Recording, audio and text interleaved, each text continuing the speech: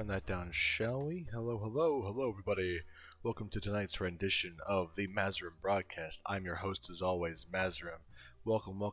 Thank you for joining me on this very fine Wednesday. In fact, it's a World Building Wednesday. And if you're new here, you don't know what a World Building Wednesday is, let me tell you. Let me have Nightbot actually tell you all about it. Exclamation point WBW. World Building Wednesdays are streams where Maz and the Fire Clan talk about their world, Scoria. You can watch videos from the previous World Building Wednesdays at that link right there. However, nothing's published yet. I'm sorry, I've been kind of lazy, but my plan is to have some videos on there by Friday, and that'll include previous broadcasts that we've recorded on this segment. So you're probably looking at the title of the stream. You're wondering, excuse me, actually, did I even put that in the title? No, it's just World Building Wednesday. My bad. You have no idea what we're going to cover. But I did say last week, or last time, actually, we're going to talk about space. We're going to talk about space in Scoria, the system which Scoria inhabits, some of the other planets in that system as well, and the history of space exploration, recording, and travel in space as well. So that'll be really exciting. So please feel free to join me as we discuss space and other things. I will say real quick as well, this unfortunately will be a shorter stream tonight. I will be live tomorrow, but due to some personal ongoings, I will need to end a bit earlier, give or take about an hour from now. So we'll just chill out. We may do some more questioning, like we did on one World Building Wednesday. That'll be fun, so we'll do that. In the meantime, let's just check this out, shall we? Change source when new. Don't fail me now. Perfect. So yeah, let's get into this presentation, shall we? And like with the previous presentations, the idea is this will be uploaded onto the Studio Scoria channel, so I will not be able to see alerts, or I will be able to answer questions, but you won't see me, you won't see the donations, the notifications, etc. So let's get into this, shall we? Take all these off. Boom. I finally figured out how to put that all in one place, so I'm not gonna lie, I'm pretty proud of that. And I will not be able to see the stream because I need to refer to my notes, unfortunately. But like as always, if you have any questions, comments, or concerns, please feel free. Don't hesitate to jot them down, and I'll get to them as soon as I'm done, or if I can check back into the stream quick enough. Whew! Let's do this, shall we?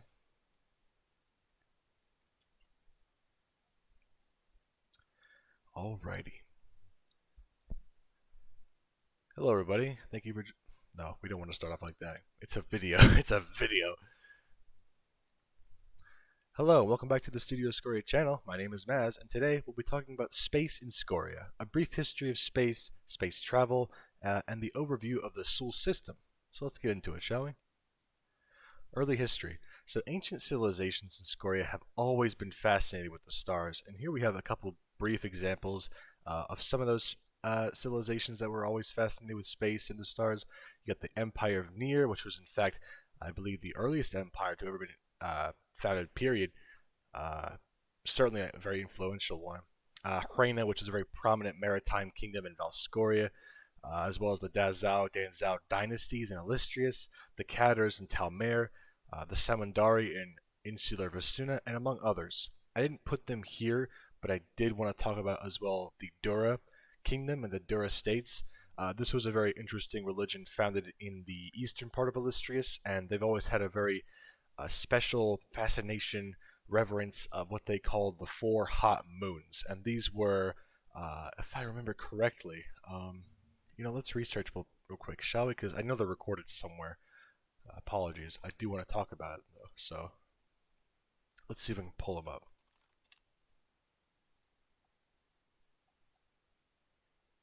Yeah, so the four hot moons, according to a very old nation-states fact book, were Ikja, Sheda, Muwa, and Korra. And I believe, if I remember correctly, so these were the three brightest stars, observable stars, from Scoria, in addition to the Sol, which we'll talk about in this presentation, which is the star that Scoria orbits around. So, yeah, those are the four hot moons. But moving on, so the earliest recordings of planets and stars were charted by astronomers in the Halkar Empire, and the Halkar Empire exists in present-day northern Laboka, namely in Shudar, which was, so to speak, this was the one of the earliest and most prominent Shudari kingdoms ever, and period. And in addition, we have the earliest recordings of constellations and star charts were plotted by Velskorian sailors, namely Guakins, Hranic peoples, even Wisdens and Vedians. The other groups such as the Cantians, Valmorans, not super interested in the stars, uh, but they certainly use them in part with their maritime culture as well. Uh, and then we have some more early history in regards to intricate rocketry, and these were experimentations to be used as weaponry uh, undertaken in the Fateh Sultanate, which we've discussed a couple times, and perhaps soon enough we'll have a deep dive into the history of the Fateh Sultanate, a very prominent and very interesting state in Skorian history. And now we get into some modern times. And these are some dates I have for you and some notable events. So we have in 491, this is all in DE, by the way, so none of this happened, or excuse me, this all happened in the past, give or take 200 years. So the first weather balloons were invented in Niteria in 491. Then coming up next in 537, the initiation of the Cantanian Firebird program, which was a program they used to, in tandem with their very powerful and prominent Air Force, with regards to space exploration and experiments. And then not too long later, in 541, Cantus becomes the first country to achieve spaceflight in tandem with the Firebird program. And then 7 years later, the GNVV, that's the Guwakin, Nigerian, Valmoran, Vedian space mission, so that's four of the big five members at the time, lands four of their nationals onto the moon of Arcodor. And we'll see in a second why this moon is named in particular, because Scoria has two moons. One of them is Arcodor, the other one is Obsidiron, which Cantus landed their men on that moon 2 years later, despite several warnings given the sort of harsh... excuse me, let me turn on the heat real quick. I apologize. It's actually quite warm out. I don't know why I have the heat on here.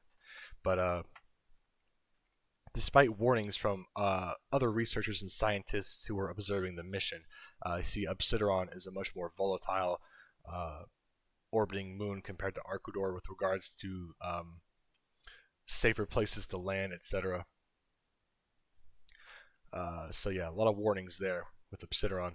But despite those warnings, 10 years later, the GNVV mission, which was still an ongoing collective space research team, did send men to Obsidiron. So there you go. And then, give or take 12 years later, the first unmanned mission into deep space. These are the first successful rovers that they sent out beyond the solar system to record planets and other foreign bodies in across the stars. And then more recently, we have the first successful rover landing on the planet of Tsuba. We'll talk about Tsuba here in a second. And then as of this year, in fact, the launching of the Catherine Dalton Telescope, which will photograph systems far beyond the reach of the solar system. So with regards to those unmanned missions in deep space, the Catherine Dalton Telescope is projected to go even further and have a much longer lifespan. And then we'll talk briefly about some other notable missions, such as the Wayfarer missions. There were 3 of them total, and so they were initially sent to observe the planets Uranor and Nova Para. So Wayfarer 1 bears a record called The Great Work, which details much information about Scoria's location, history, and culture, because it was designated after their observance of those planets. They would go beyond the system, and they would bear this information in the hopes of perhaps contacting life that may have existed outside, and share some really interesting details about Scoria. The second Wayfarer mission was sent to get a closer look at Nova Para's atmosphere, but it was destroyed due to the massive heavy pressures in that planet. And the third, which is the last of the Wayfarer missions, has succeeded in this mission. In addition, gathered some more information on Nova Para and the moons. I believe there's 53 of them. We'll talk more about Nova Para in just a second when we talk about, that's right, the Sul system. And these are ordered by proximity to the Sul. And what is the Sul, you might be wondering? I'm sure you have a lot of burning questions. See what I did there? Because it's a star. The Sul is the star at the center of the Sul system. In other words, it's the star all the planets in this system, including Scoria, orbit. And so we have some brief information about the Sul as a classification for the star. It's an A type 0. I'm sure I'm not saying that right, so I apologize. Um, a lot of this information is actually based on the star Sirius A, which is a real star that exists. I think it's the brightest star that we can see with the naked eye, besides the sun. Which, I mean, please don't look at the sun with your naked eye, for the love of God. Please don't do that. It'll hurt you. Um, but so when we decided to base the Sool off Sirius A, it's twice as bright and large as our sun, and so for that reason, one astronomical unit in Scoria is actually twice the distance between our sun and the Earth. Sort of our pseudoscience theory for how Scoria could justify life, etc. And so now let's talk about some of the planets that orbit the Sool, shall we? Starting with Shalarum. Shalarum is a terrestrial planet, the first one to orbit the Sool, with a surface area of give or take 181 million square kilometers. No rings, no moons, and one complete orbit, or year in this case, would be concluded after 59 Scorian days. The distance from the Sool is 0.41 astronomical units, and this was a planet always known by the ancients with such nicknames as Pearl the Void and the Burning Beauty. And then we'll talk about the names of all these planets as well. So the name Shalarum is derived from a mythical being in Josai mythology, a burning serpent goddess that was the gatekeeper to the realm of Guriaka, a hellish plane of fire and decadence where beings are sent to, but not for an eternity, only 100,000 years or so before they're reincarnated. So there you go. That's a very key belief in the Josai faith and the name origin of Shalarum. But moving on. The second planet from the Sool, oh my god, I almost said the sun, I apologize, is Tasuva. Tasuva is another terrestrial world with a surface area of 375 million square kilometers. It has one ring called Belu and two rings made of dust. A year on Tasuva lasts 310 Scorian days, so we're getting closer to. Excuse me, I apologize. We're getting closer to sort of the same orbit length as Scoria has, which we'll see here in a second. And it's also 0.95 AU from the Sool as well.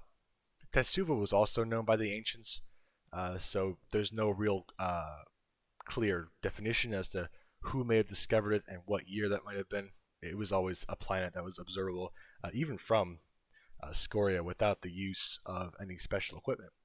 It has nicknames such as Purgatory and Scoria's sister, given the fact that it lies within the habitable zone and has similar water and vegetation to Scoria, but due to how hot it may be, it's unknown if intelligent life could be sustained on it. And for the record, the one moon on Tasuva is called Belu, and the name Tasuva comes from the goddess Tasuva, the daughter of Hukuru the supreme being in the central Labokan faith known as Tekerism.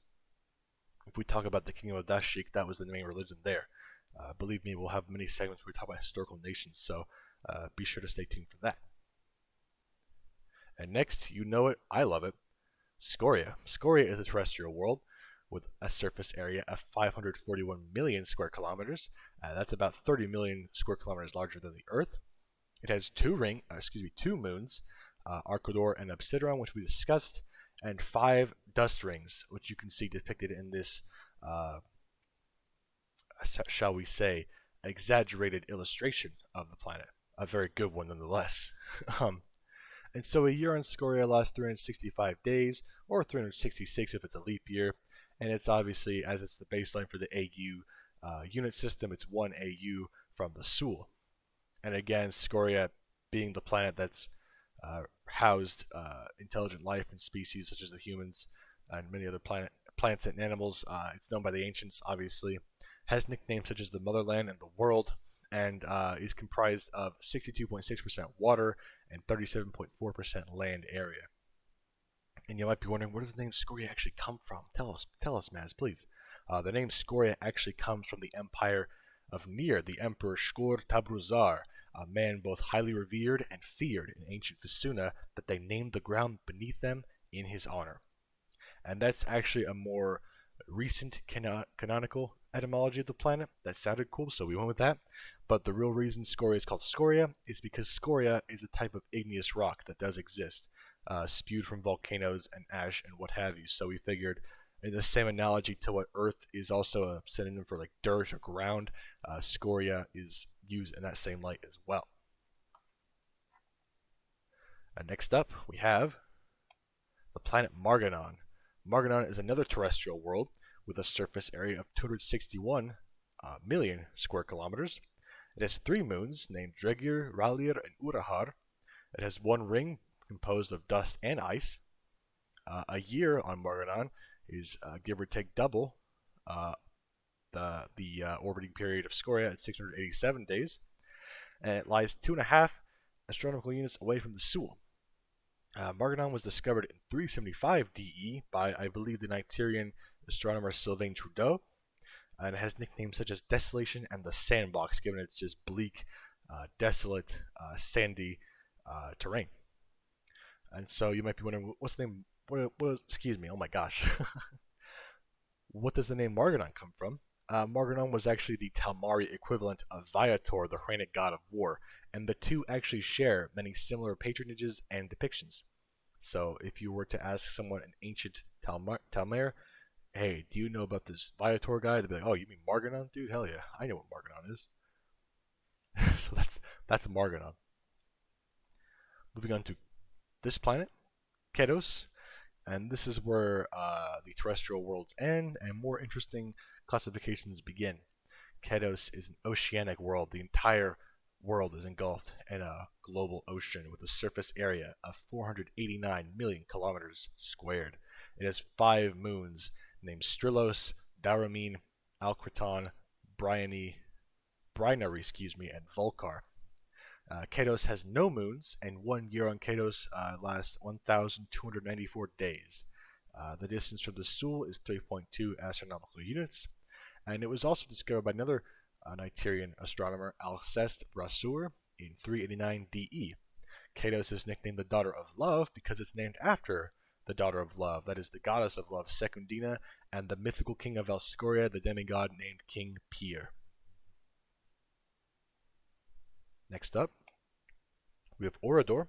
Orador is a gas giant with a surface area of 18 billion square kilometers, has 12 moons and 9 rings, and a year on Orador can last for 2,131 Scorian days. Its distance from the Soul is 5.1 astronomical units, and it was discovered in 406 DE by Matthias Chukwe, and I'm gonna assume that's a Nigerian explorer, astronomer. Shout out to all these Nigerians discovering these planets. It seems to be like in the early modern periods, Nigerians had a vested interest in discovering the rest of the Soul system. So give yourselves a round of applause, Nigerians. And it has a nickname. Its nickname is the Ringed God because it's named after Urudara, the god of wealth and prosperity in the Injamari and Josai religions, often depicted with rings across his fingers and is often wrapped in decadent robes. And next up we have Novapera. Novapera is also a gas giant with a surface area at a whopping 68 billion square kilometers. It is in fact the largest planet in the Soul system with 53 moons and no rings. That's no rings. That's a zero. And a year on Novapera lasts 4,712 Scorian days, and it lies 8.4 astronomical units from the Soul. Novapera was discovered in 432 DE by Theophilus Samarelius, a Guakian astronomer, and has nicknames such as the Azure Giant and Clouds of Space, given it's a gas giant that's very deep blue and beautiful to look at. And we have some elemental classifications, some percentages here for Novapera. It consists of 84.5% hydrogen and 15.5% helium. And the name Novapera comes from the mythical realm of Pera in Maramic myth. Pera was a purgatory realm for the dead before they were judged, and is often depicted as an endless, deep blue cavern in the center of the world. And last but certainly not least, for observable and cataloged bodies that orbit the Soul, we have the dwarf planet of Relica, with a surface area of 19 million square kilometers and 4 rings. And those rings are they're named Aerin, Odis, Lycar, and Eris. It has no rings, and a year on Relica can last for 92,045 Scorian days. And if I get my calculator real quick, please bear with me because I really want to calculate this. I'm actually quite curious here. 92,045. Yeah, that's 252 years, ladies and gentlemen. So yeah, 1 year, 252 on Scoria, and it in fact lies 37.8 astronomical units away from the Sol. And so Relica was actually discovered recently. Well, we say relatively recently in the terms of cataloging bodies of rather significant importance in the Sol system in 539 DE by the Horisian astronomer Senko Nikolov Ivanov. It has a nickname called the Shadow World, given its dark and hard to see appearance at times. It was often uh, hypothesized to exist early on. In fact, it could have been discovered a lot earlier had they had the proper equipment to observe Relica. So up until this point, it had only uh, been theorized to exist until this Horisian astronomer actually found it and recorded it. It consists of 92.3% nitrogen ice, 2.2% methane, and 1.5% carbon. And Relica, the name Relica actually comes from Saint Rallus, a martyred cleric of Theosism and the patron saint of Salacrude, or at least the religious minority that remains in Salacrude. Because if you know anything about Salacrude, it's a largely irreligious country, but I think they still like their Saint Rallus. It's a symbol of pride in that country. And then let's talk about. I have for you a closing statement.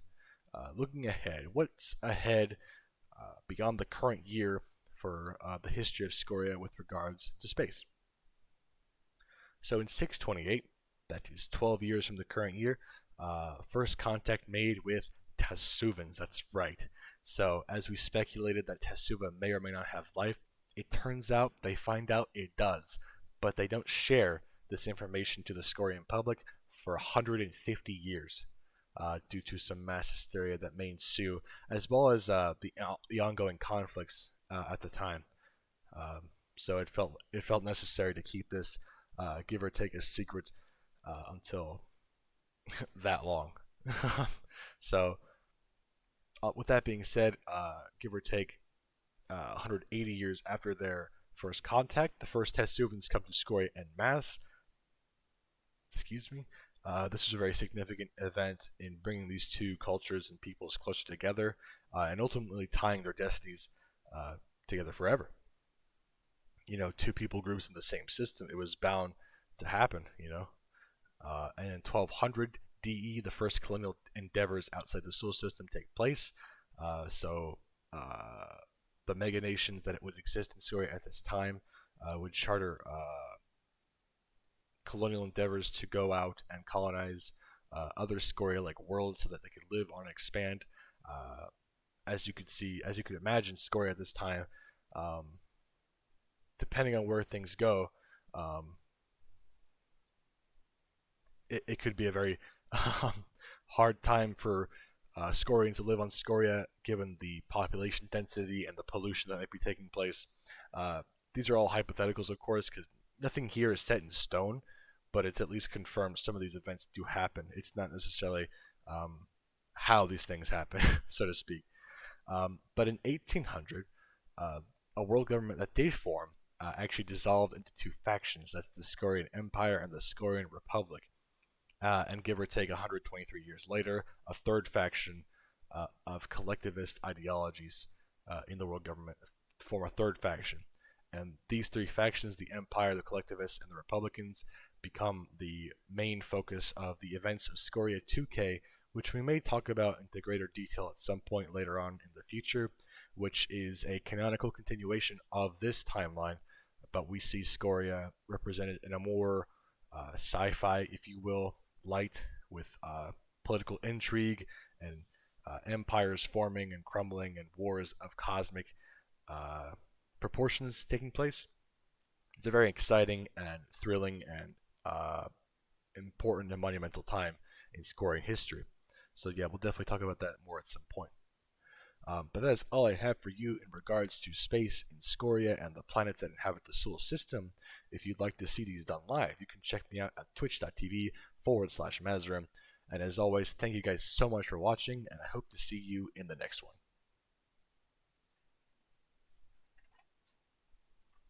Well, how was that? Hope that wasn't too bad. We were stuttering a little bit, but that's okay, to be honest.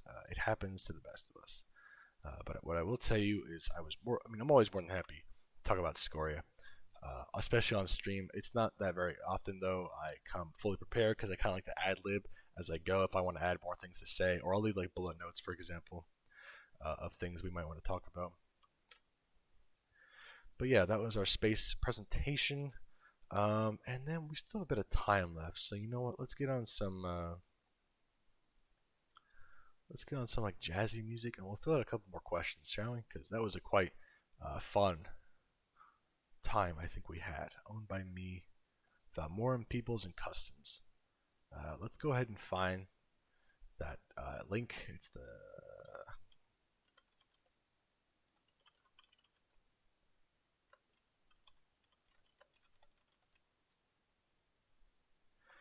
where was it? I should have been smarter about this and linked this to myself on the Google Doc. You know what I'll do? I'm sure it's on Discord, so I'll find it on Discord. And while we're waiting for Discord to open, I'll pull up some jazzy music. Try to find the one I was listening to at that one time.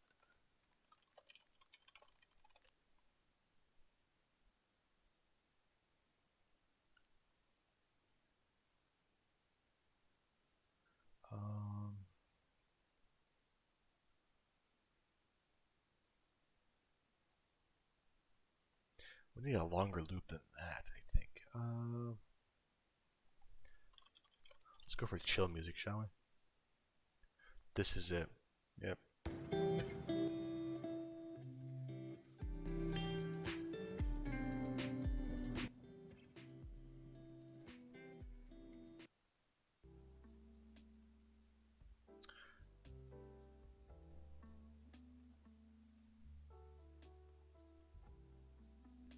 Yeah, just let me know how that sounds, if it's alright. Or I can try to find something else. So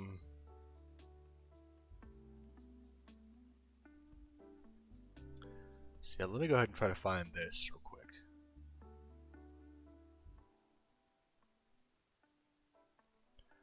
I'm almost positive it's in our Scoria resources. There it is. Found it. Perfect. Think it sounds good? Perfect. Thank you, Nick. So let's go ahead and talk a bit more about Valmoran people and customs.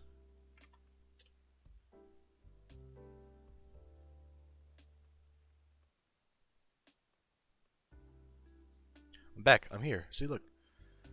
And then we'll do this. Excuse me, we'll do that, actually. No, we won't do that, because Firefox is a little weird, and you can't see anything on here anyways, so not a big deal.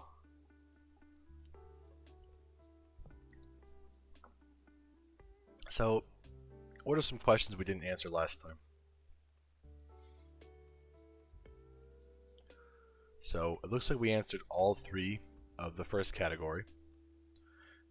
And then let's check out, I guess we'll go back to customs.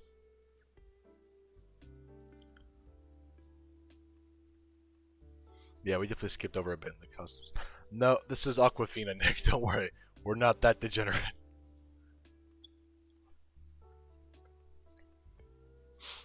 We had no water in the house, so my dad came home. He brought home a case of that.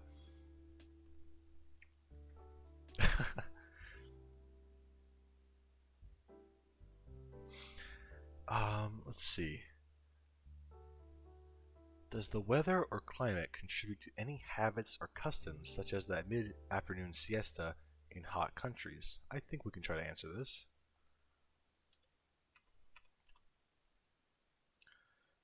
Oh, I forgot I can't do that on this account, because it's only on my main account. So let's go ahead and say...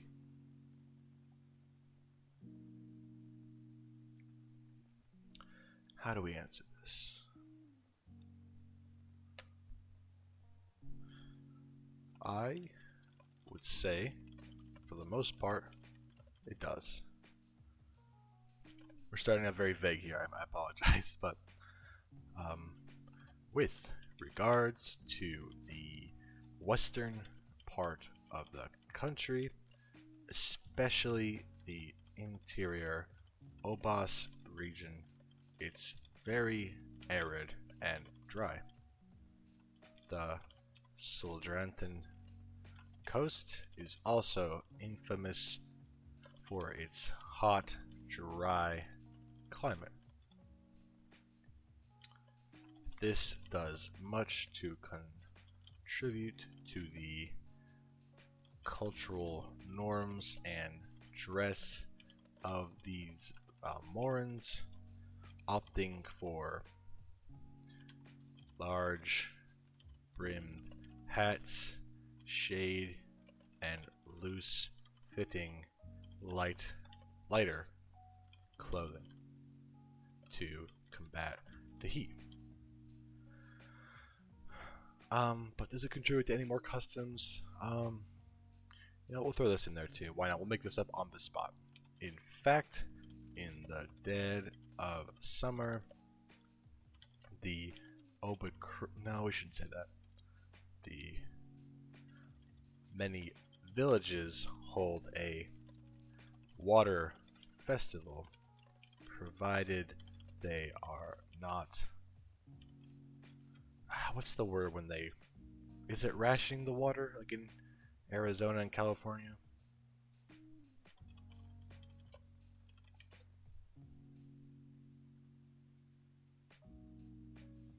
Yeah, water rationing.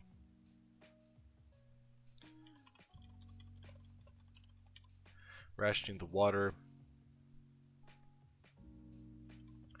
This can devolve into barbecues, especially barbecues, because who doesn't love a good barbecue in the summer? Water fights, and various water-centric attractions and events. So like slip and slides, other water rides, going to the pool or the lake or the river to have a good time.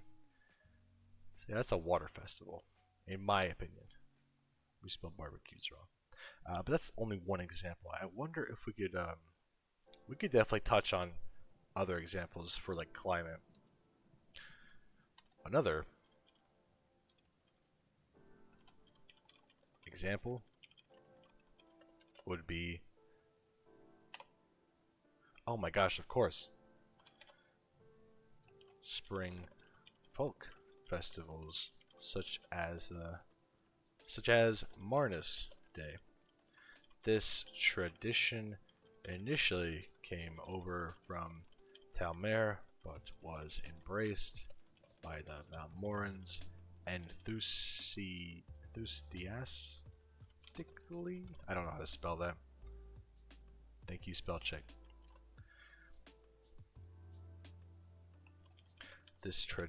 Now let's say Marnus Day.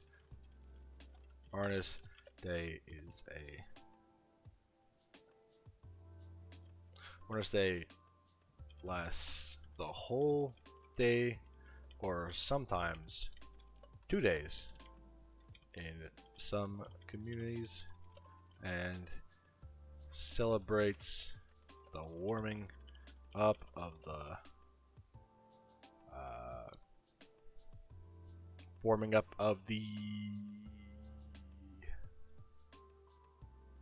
we'll say warming up of spring,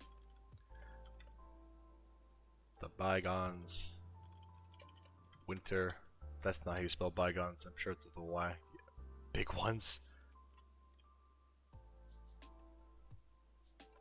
Passing over. I'm sure I could word this better. I'm just ad-libbing here at this point. In preparation for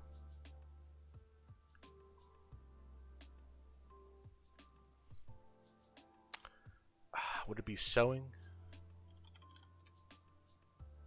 Yeah. The sowing of seeds to be harvested into product in the fall.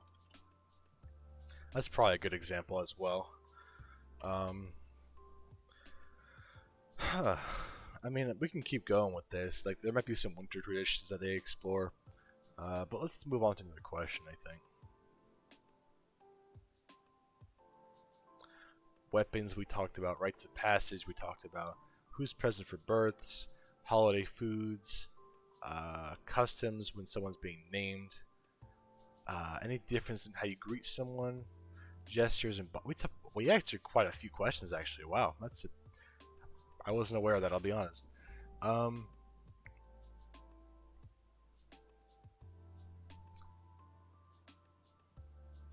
this will be a good question.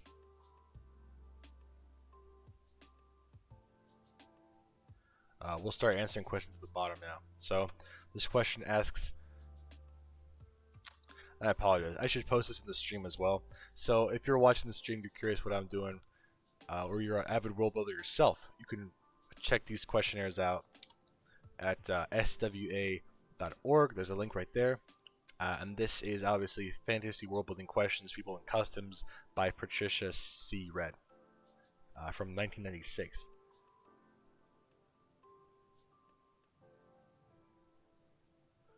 So this one asks, what customs surround death and burial? Is there a special class of people, doctors, priests, funeral doctors, untouchables, who deal with dead bodies? What things must be done and why? Are the dead feared, revered, or ignored? So this is interesting because you can see in the parentheses a lot of fantasy hypotheticals, theoreticals here. Because I'm sure this is what this was designed for, but we're going to expect some more realistic and maybe even boring answers because, you know, Scoria is a more grounded world, I think, despite having some odd mythical creatures, give or take. And with how the land is shaped too, like we've seen the map a bunch of times. It's not a typical world.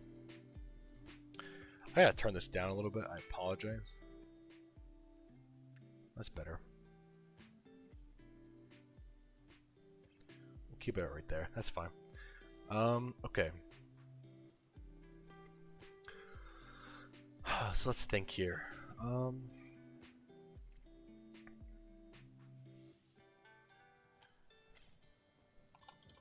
The customs surrounding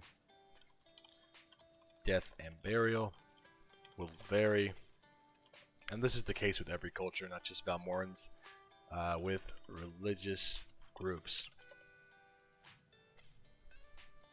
In medieval times, it was the task of specialized undertakers and grave diggers to tend to the dead,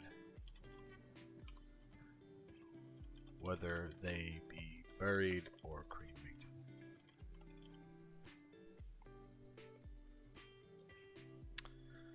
In ancient Orthodox tradition,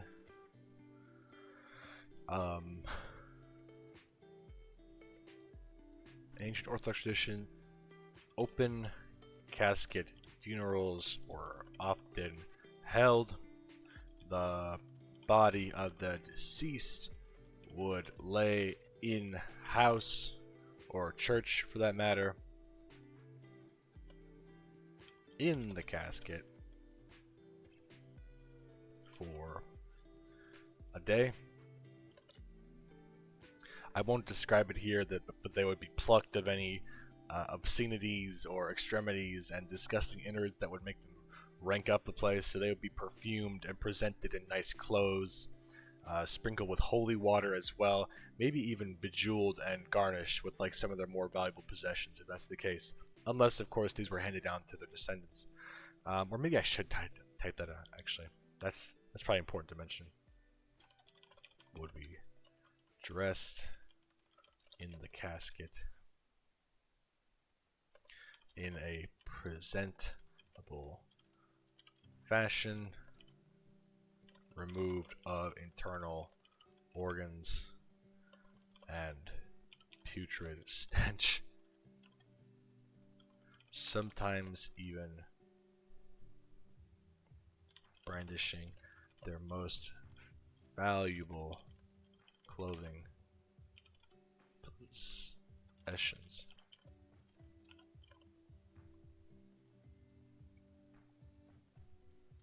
This was the case for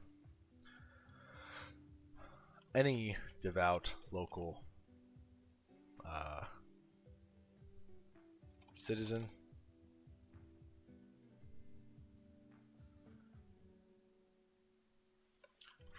peasant class to ruling class. We'll make another note here. In fact, kings of Vorduin would lay in state even longer in the church of... I need to look up this specific church in Vorduin.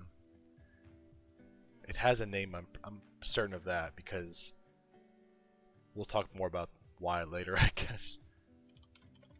It's for an event that takes place a long time from now. Here we go.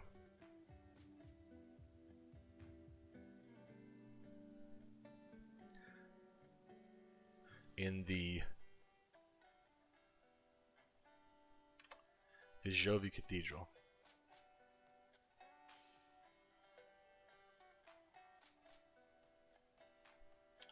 Vijovi is actually the most famous cathedral in Vorduin.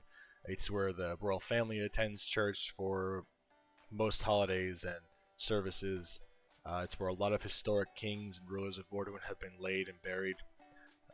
And a lot of Valmorans, or I should say the more...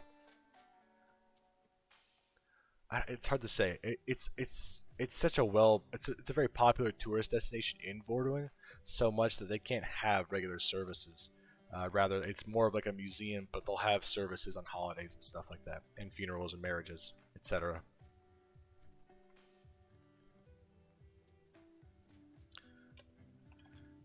The Orthodox priests would recite verses from the Holy Book of Theosism, which doesn't have a name at this point, despite Theosism being a long explored concept in Scoria, unfortunately. So we'll just go with that.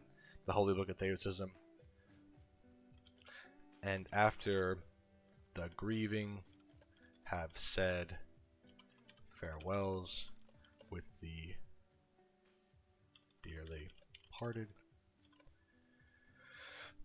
they are taken to be buried in a cemetery near the church grounds.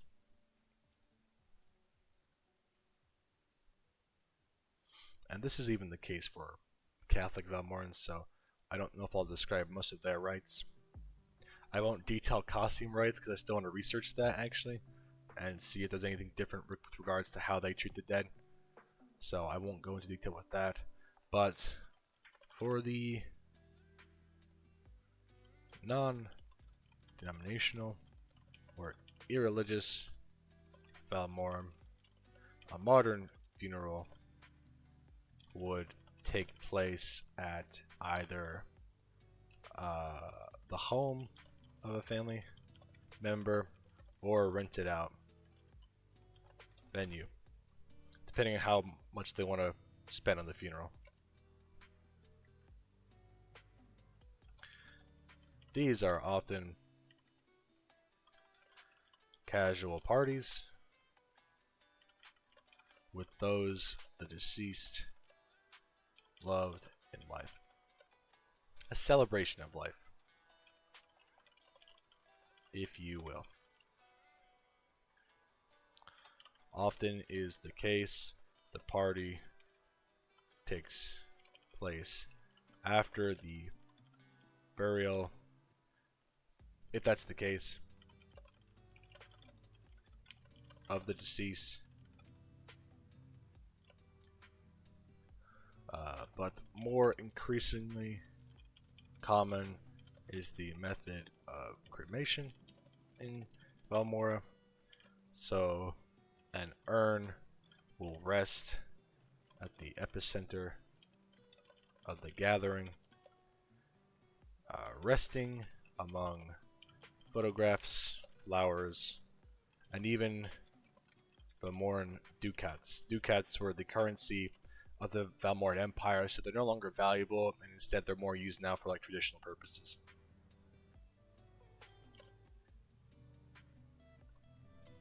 So yeah, that's a more modern tradition, and even more common among Orthodox adherents as well.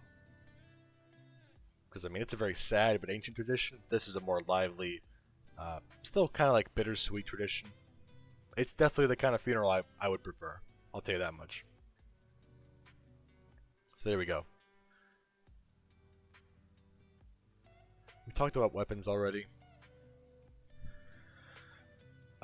We didn't talk about utensils, but I don't know if I will talk about utensils. Let's see.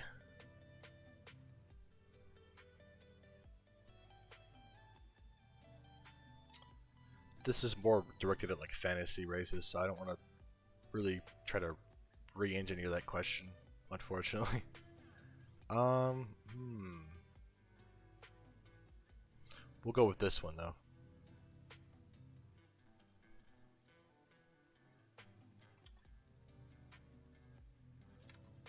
What are things that are edible but never eaten? In other words, what's kosher? What's halal? And this goes on to detail why are some things poisonous to humans or elves. There's none of those in Scoria, like I said, but we'll try our best to answer this question in the first context of that. So let's see here.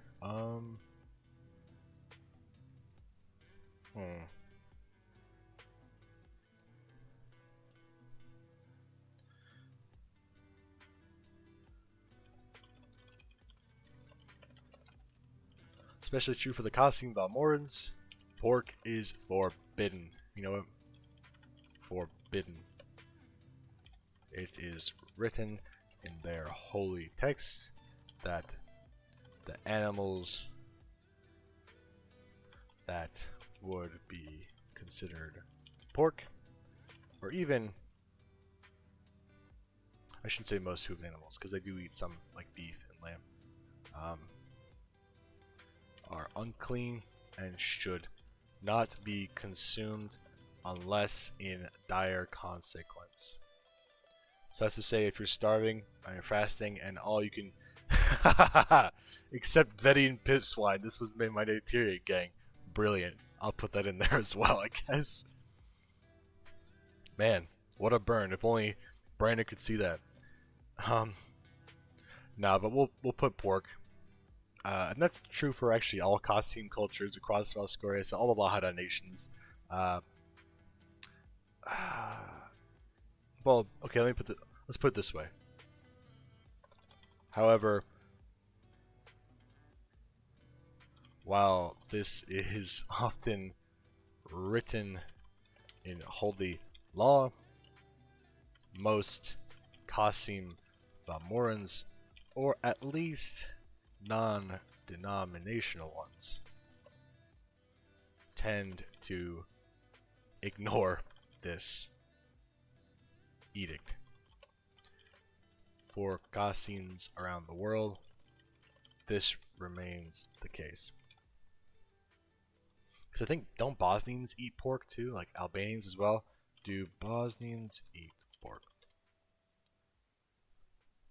Yep, can consume pork. So, oh here, I guess I looked at this question.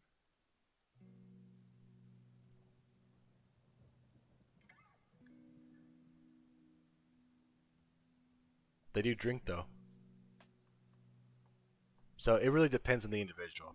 So we'll say for this context, especially with Valmorans and Calcium Valmorans, especially the Samarkali, it'll depend. But it's not uncommon to find Calcium Valmorans that eat pork and drink, even though it says it's forbidden. Oh, here we go. Andoans, the religious group of the Isle of Andoa, can't eat lamb or goat. These hooved creatures were seen as majestic and, shall we say, instruments of the philosopher Endos, and they are discouraged from consuming goat or lamb meat. Sorry, no Guakian euros for you. Sad face. What are some other examples? Um.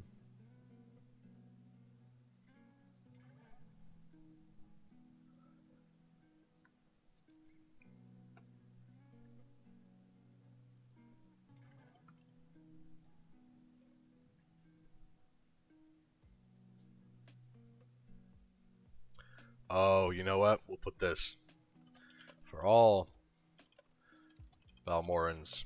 However, not only is this animal never eaten, it's illegal, and in medieval times, you could be severely punished for its consumption. Any guesses, Nick? Any guesses?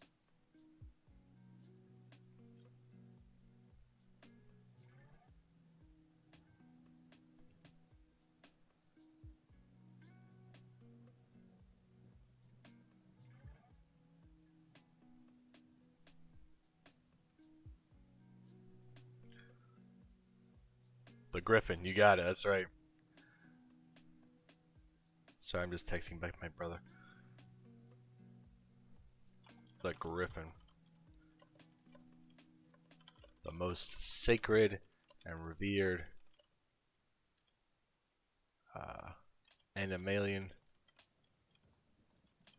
symbol of the nation. Rumors say griffin is gamey like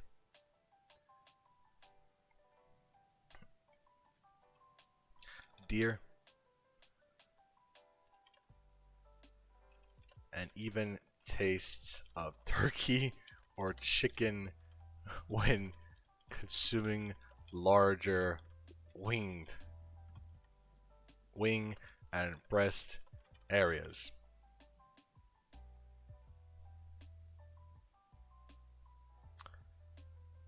It is considered to be a massive disrespect to Valmora when you eat its national bird slash animal slash thing. So there you go. No eating griffins.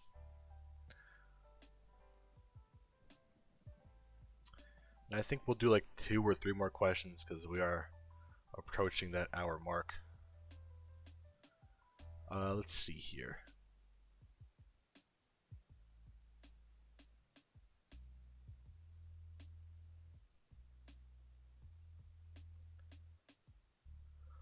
I think we talked about the trade language.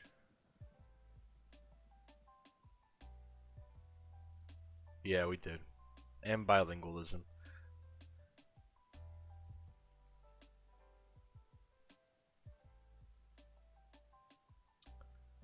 Uh, hmm. How many languages are there? We don't know if I want to answer that right now. Hmm.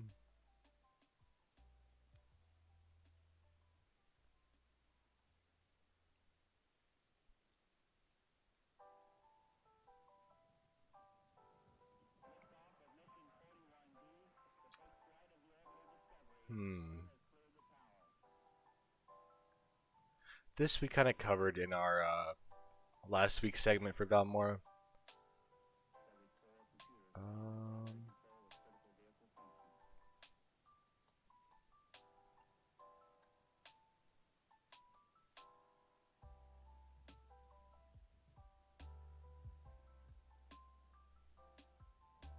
let's talk about this, I guess. We'll try to answer this.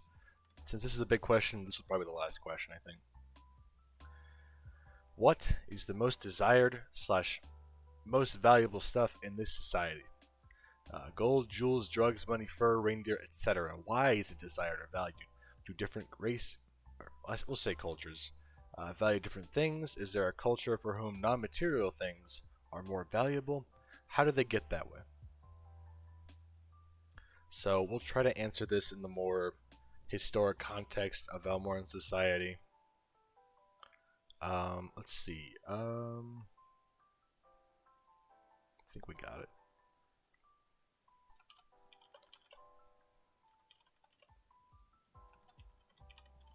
With modern Valmoran,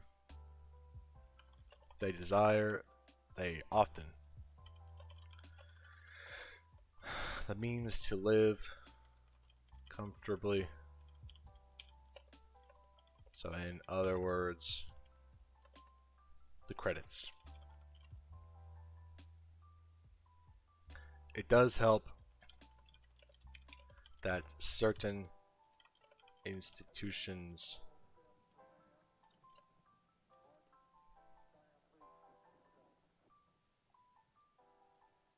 I think it's just an annotation for whatever reason. Certain institutions such as education and medical care are free, which allows for which gives millions of people better opportunities to pursue the careers they desire.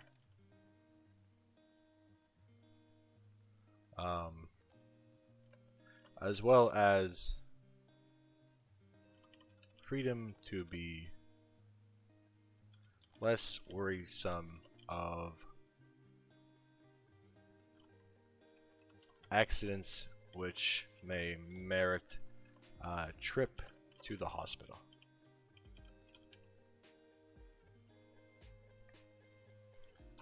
So I guess we'll put that's the modern Valmort.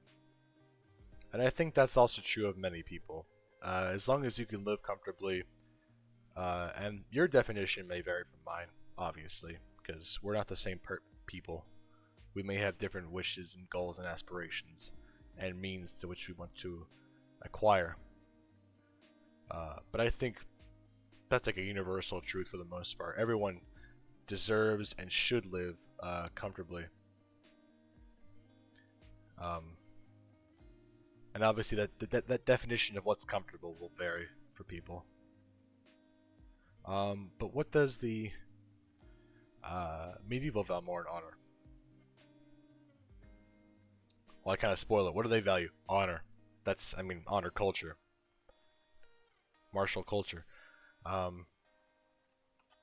For the evil Valmoran, however, honor was worth more than gold. Sometimes more than love. If you led an honorable life, people would speak of you for generations. People even threw friends and loved ones over the line if it meant hanging onto their honor in society. If you led an honest, charitable, truthful life, people would aspire to live like you did and keep the peace and safety and even stability in their community. Now, obviously, this was never the case. Not every community was as safe as others or as secure as others. But probably the biggest thing in Valmora back then was honor culture. And I think we can talk about honor culture as well when we talk about where we talk about the cultural inspirations for Valmora, such as Montenegro. So ethical beliefs and laws. Here we go. A very important dimension of Montenegrin culture is the ethical idea of choistvo, the act of defending somebody from yourself, and junaštvo, the bravery, roughly translated as, quote, humanity and courage, an ancient Montenegrin code of honor. Another result of its centuries-long warrior history is its unwritten code of chivalry that stipulates that to deserve a true respect of people, a person has to share the values of integrity, dignity, humility, self-sacrifice for the just cause, respect for others, and rectitude, along with bravery. That's it. In the old days of battle, it resulted in Montenegrins fighting to the death, and being captured was considered its greatest shame. The code of conduct is still very much ingrained, or to a greater or lesser extent, in every Montenegrin's ethical belief system, and it is essential to be kept in mind in order to truly understand them. I couldn't have worded that better, honestly. This is exactly where I base Valmora's honor culture on. These guys right here. And for those of you more familiar with Valmora, you'll see like this is like where I get the Justicar garb from as well. So I think I also got the wedding traditions from Montenegro as well. They plant olive trees in their wedding ceremonies. I think that's nice. And this is the blood vendetta law as well, which is also present in Albania. But I adapted that idea for the Marasal, which we talked about previously. What is restitude?